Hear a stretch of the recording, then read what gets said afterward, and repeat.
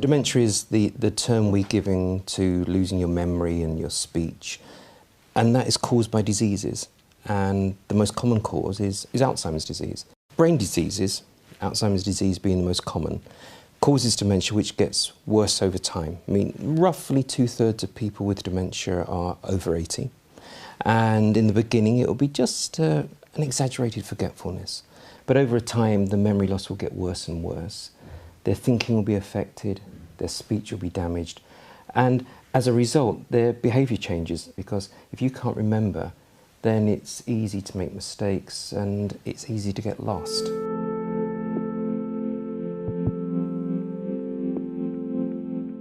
It's often said that there are around 100, but if you're working with people who are aged, and so that's people over 75, it's really 3 diseases.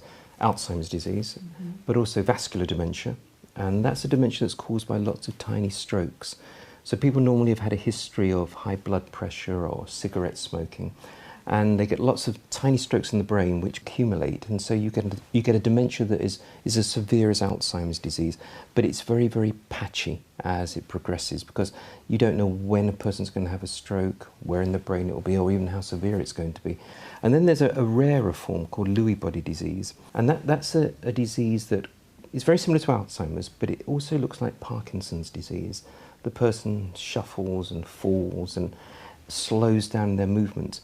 But quite distressingly, they have hallucinations and delusions. But those are the big 3. You can say with confidence, no, it's not.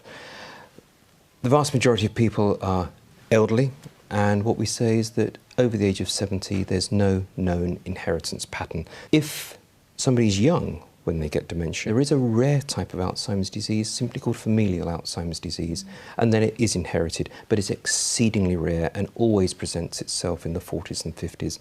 So given the 2/3 of people are over the age of 80, I can reassure you that no, there's no reason to fear inheritance of dementia. The diseases that cause dementia are incurable, but it is important to get an early diagnosis, because there are some treatments that can be offered, but also you want to prepare for the future.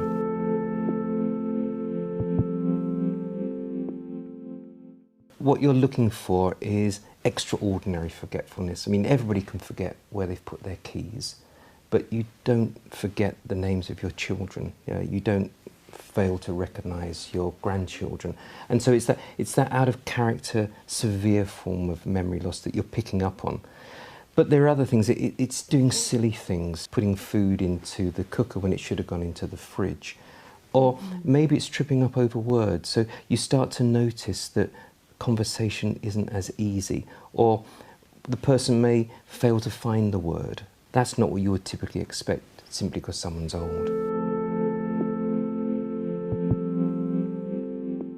At the point of diagnosis, it's those other things such as errors and especially speech problems that you start to think, yes, this could be indicating dementia. So if you think there is a problem, it makes a lot of sense to keep a diary.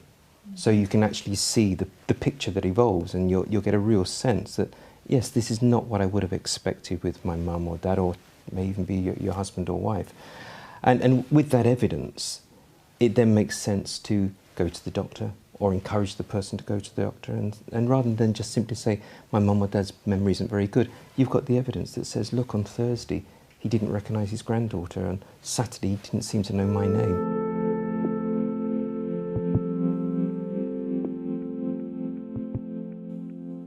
What I've often come across is that you take advantage of some other ailment. If dad's got a cold, if you say, oh, let's get you checked out, and you forewarn the GP or the GP's receptionist that we're coming in with a cold, but can you just have a just check? What do you think of their memory? And that might be a way of doing it. Of course, being told that your partner or parents got dementia is upsetting, but there is a good reason. There are some treatments. It takes away that uncertainty. It can take away blaming, because you now know that dad's got dementia rather than doing it deliberately. So I think you can look to the future with greater confidence and maybe with less fear and foreboding than you would have done if you didn't know what was going on.